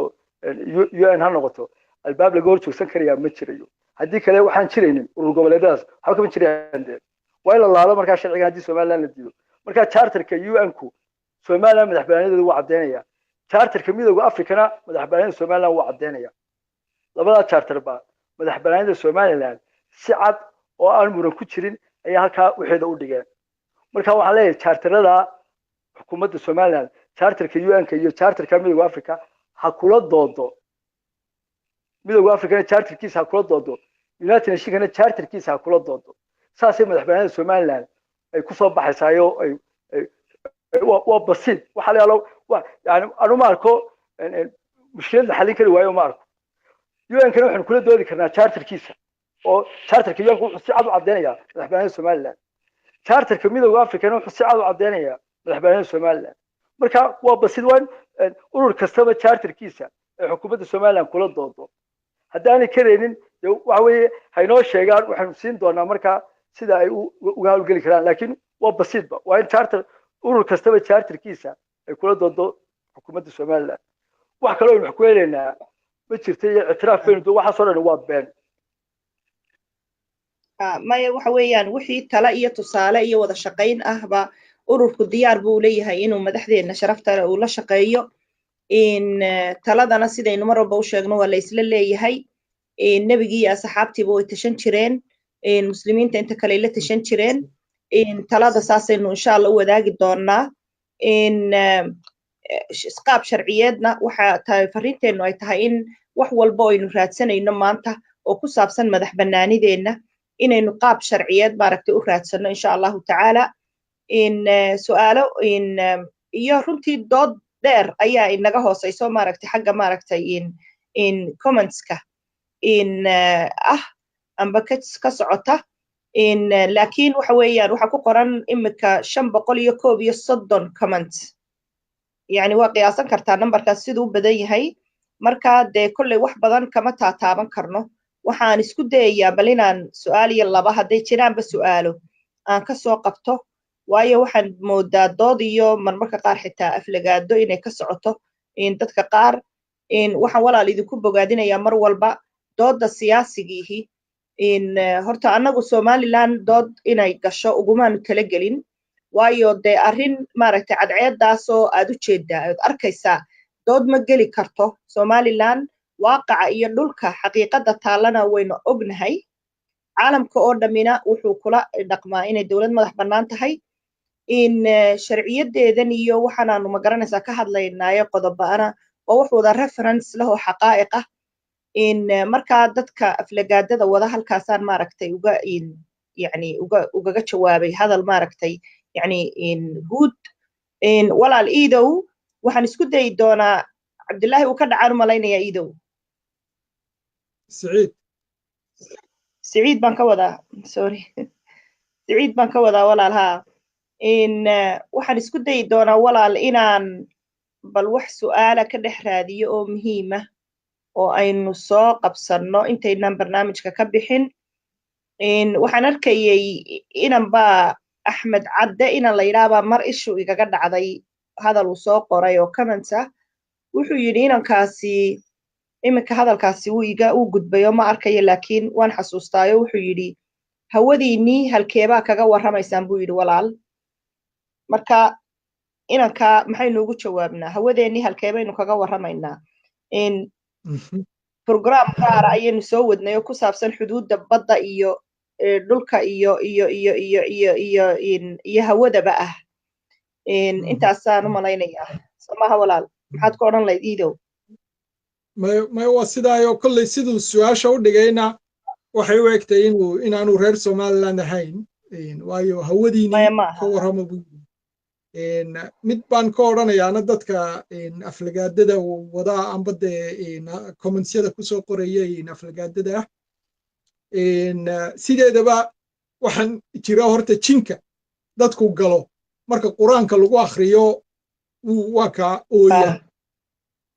marka lagu sii wadana waa ka baxa. marka reer Soomaaliya iyo inta Somaliland qaranimadeeda ka xumay waxa weeyaan waa marka ay maqlaan taariikhda Somaliland iyo xaqiiqada Somaliland oo laga warramayo waa sidii jin quraan lagu akhriyay oo kale. marka jinka quraanka lagu akhriyaa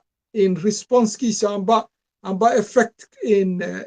tuu sameeyaa waxa weeyaan wuu cadhoodaa, wuu ooyaa, wuu diiqadoodaa ilaa uu qofka ka baxayo.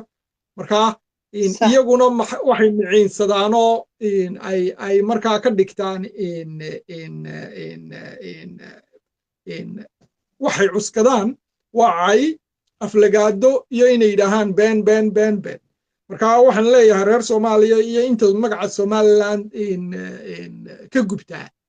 waan idinku wadaynaa barnaamijyadan Somaliland xaqiiqadeeda iyo qaranimadeeda ka sheekaynaya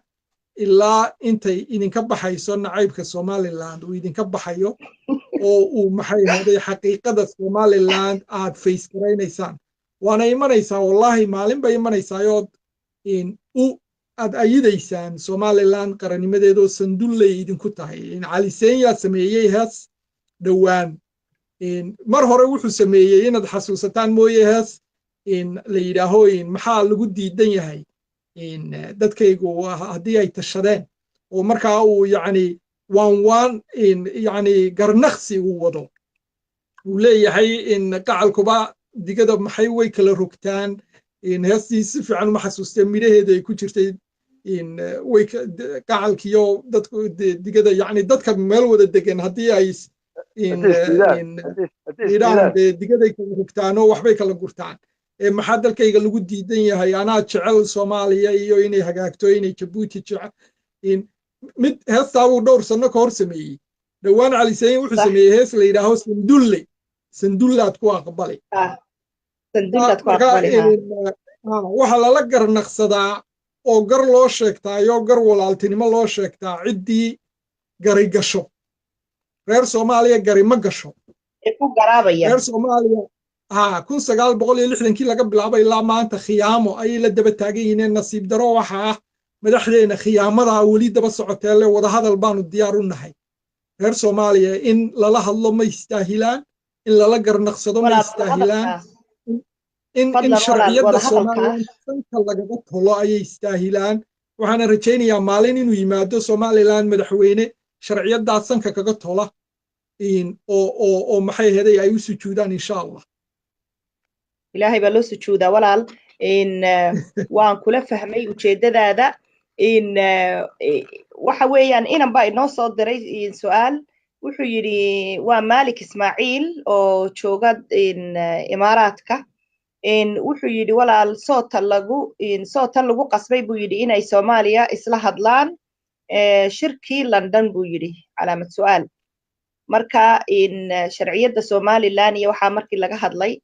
ayaan commentkaasaan arkay, marka anbaynu ka hadalnay. marka wuxuu su-aashaas ina weydiiyey miyaa laynagu qasbay inagu haddaynu nahay Somaliland wada hadalladii Soomaaliya aynu kula furannay shirkii London ayay su-aashu tahay. I think program gaara inaynu ka dhigno ayaa wanaagsan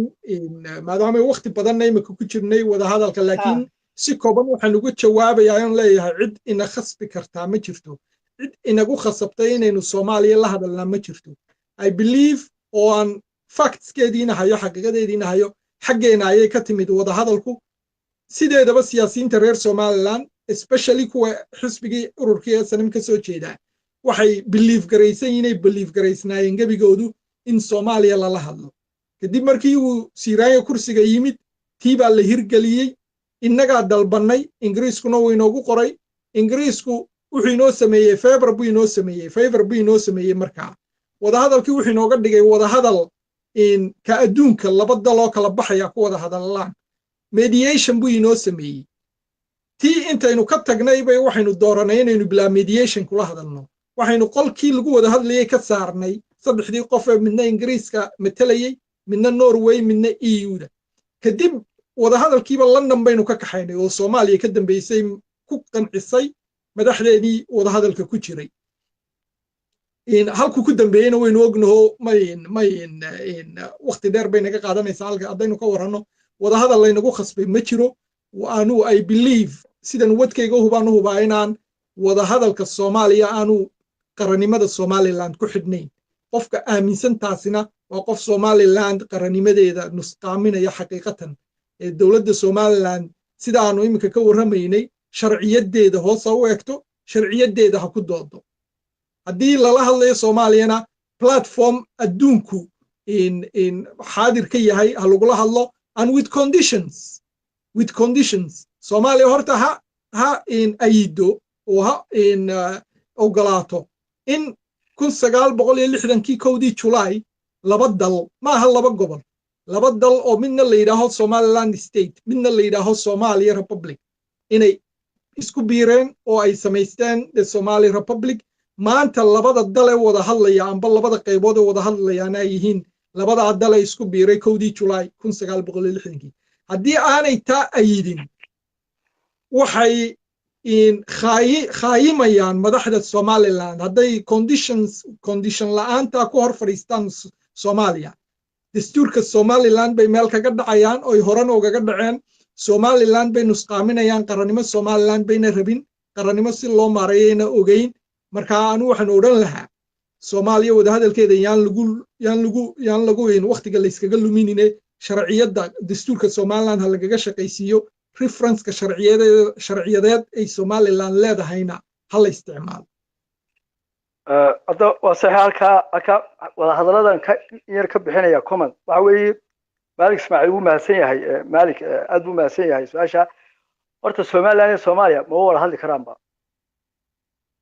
qaabka sharci markaynu eegno Somaliland iyo Soomaaliya wax wada hadal oo dhex mari karaaba ma jiro sababtu waxa weeye marka la wada hadlo maxaa laga wada hadlayaa Soomaha qaab ama laba dawladood inay wax kala gurtaan ama laba dawladood inay wax isku gurtaan labada option u baa laga wada hadli karaa waa in ama wax la isku dhex gurto ama waa in wax la kala gurto Somaliland iyo Soomaaliya marka aan leeyahay ma wada hadli karaan waxna iskuma guran karaan waxna ma kala guran karaan waayo waxba ma kala guran karaano waxaana wax u kala guran kareenin wax sharciyado ka dhaxaysa wax lagu kala gurtaa ma way oolinba marka wada hadal iman karaa ma jiro waxna iskuma guran karaano 60kii baynu weynay inaan wax isku guranno moogtay oo sharcigii midowgii 60kii wuxuu u dhacay sharci dar u dhacay waxyaabihii u dhacay waa in la doonaan anugu qabaa wixii 60kii keenay inuu sharcigii midowgu u hirgeli waayay marka Somaliland iyo Soomaaliya maba wada hadli karaan beel caalamo wax nagu qasbi kartaan ma jirto labada shayna waa in wada hadli karaan waxa wada hadla laba dawladood oo wax heshiis gaaraya oo wax isku guranaya midoobaya ama laba dawladood oo kala tagaya oo sharci ay dhigteen ku kala tagaya 60kii sharci aynu dhigano maanta ku kala tagayna ma jiro marka in wada hadal ma iman karo wada hadal kalena ma iman karo de maanta midow aynu sameeyno oo Soomaali dib lagu noqdo aynu sameeyna ma jirto marka labada option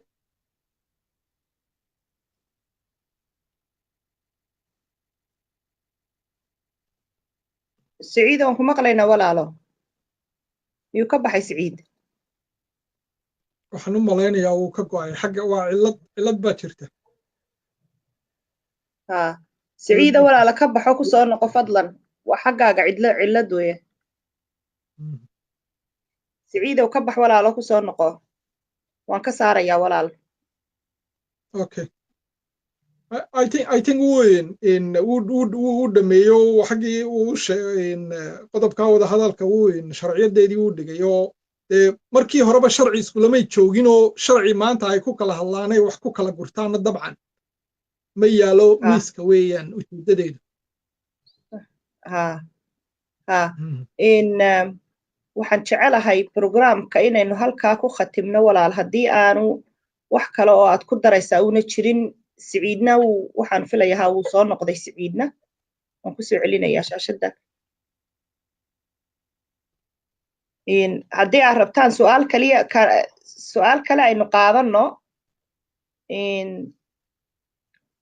haddaanay jirin su-aal muhiim oo dadka loo baahan yahay aad isleedahay waxay u baahan tahay su-aashaasi oo weliba mawduucan ku saabsanayd waxaan odhan lahaa aynu iska khatimno insha allah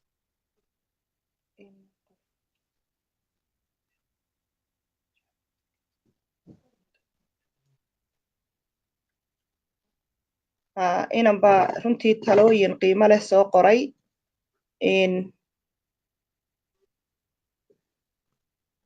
wuxuu inankaasi yidhi shaashaddan soo saaraya walaalo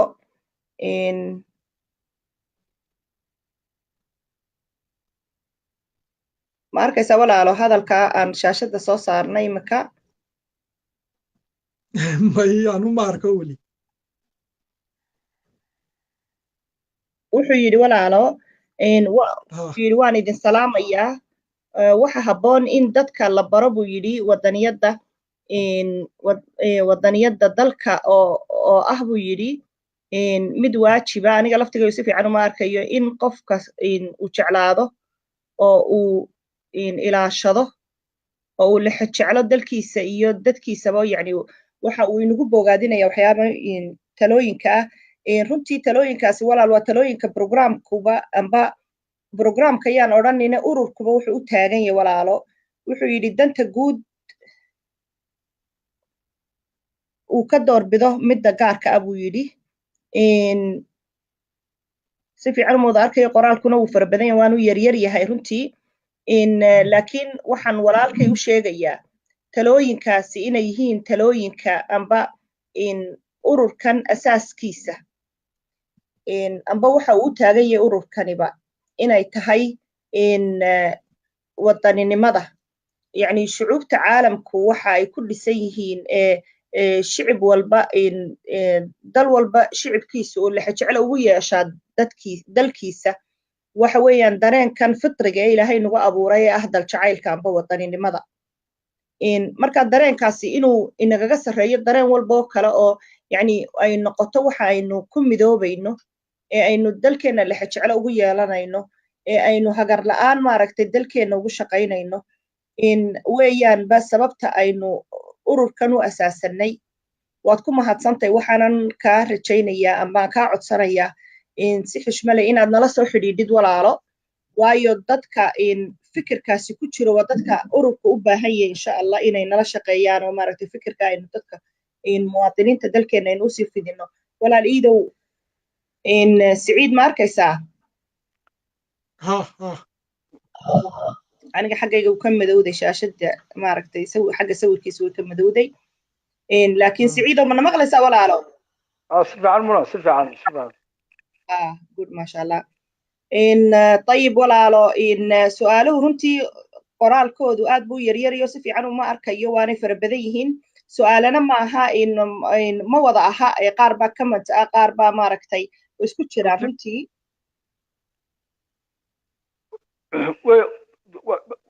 haddii debate su'aalo gaar ah habeen gaar aynu samayn karnaa waan qabaa laakiin barnaamijkeenu wuxuu ahaa inaynu dadkeenu ku wacyigelino waxa ka maqan somalilandna aynu tilmaano iyo waxa loo marayo markaata su'aalaha waynu samayn karnaa barnaamij gaar ahoo haddii s b a ururkan yani su'aalo lagu soo weydiinayo barnaamij gaar aynu samayn karnaa maya in barnaamij gaara waynu samayn doonaa insha allah su'aalaha iyo magaranaysa aynu aad maaragtay in jumhuurkeena daawada aynu ugu dhowaano insha allah oo fikirkooda maaragtay inaga laftigeenu wax badan bay nagu soo kordhin karaan talo iyo tusaaleba insha allah in waxa caawa aynu ka hadlaynay waxay ahayd in African Unionka ururka loo yaqaano iyo Somaliland xiriirkoodii in amba in sharciyada ku saabsan amba yaalla African Unionka uu ku shaqeeyo African Unionku ina taabanaya sida dhow inoo taabanaya iyo in programkii oo aynu ku dhamaynay codsi aynu ka codsanayno dawladdeena sharafta leh in xukuumaddeena iyo mas'uuliyiinteena dhammaan intii maaragtay taladaasi ay maaragtay miiskooda taallaba in ay in legal case-ka Somaliland hirgeliyaan oo sharciyada Somaliland meel walbay taallo ay maaragtay ay sifo sharciya madax bannaanida Somaliland ku raadiyaan aad baan idinku mahadnaqayaa walaalayaal aad baa u mahadsantihiin in programyo aad u badan oo xiiso badan oo legal case-ka Somaliland iyo madax bannaanideeda ku saabsan oo dhinac walba taabanaya ayaanu silsilad ahaan maaragtay silsilada oo taxana ah ayaanu insha allah idiin soo jeedin doonaa in ugu yaraan wiigiiba mar insha allahu tacaala in walaalayaal aad baa u mahadsantihiin in Eid Xasan Muuse walaalkay Siciid Ibrahim Jirde aad baa u mahadsantihiin adiga mudan dadka daawanayana ee reer Somalilandna waan u mahadnaqaynaa kuwaan reer Somaliland ahayn waan u mahadnaqaynaa inay dhageystaan Somaliland iyo sharciyadeeda iyo qaranimadeedu siday u jirto waxaan rajaynayaa inuu jinka Somaliland nacab ay idinku jiraa uu idinkaga bixi doono waa kuwa aan reer Somaliland ahayn dhammaantiin walaashay Muuna iyo walaalkay Siciidna dhammaantiin iyo dadweynahaba waan wada salaamayaa wassalaamu calaykum waraxmatullaahi wabarakaatu aad baa u mahadsantihiin walaal Siciida walaaladna aad iyo aad baad u mahadsantahay Muuna sidaa uu sheegayna shacabka Somaliland iyo intayna daawanaysayba aad baan ugu mahad celinayaa markaa aad iyo aad baad u mahadsantihiin waan idin salaamayaa assalaamu calaykum waraxmatullaahi wabarakaatu aad baan idin salaamayaa aad baa ugu mahadsantihiin dhammaan walaalaha nagala socday programkan